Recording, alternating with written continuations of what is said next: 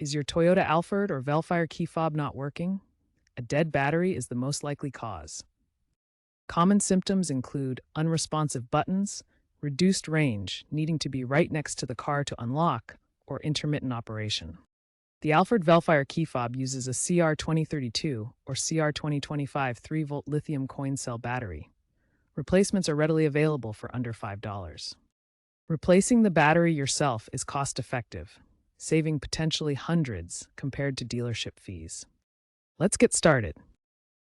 You'll need a new CR2032 battery, a small flathead screwdriver or coin, and a soft cloth. First, locate the release button or seam on your fob.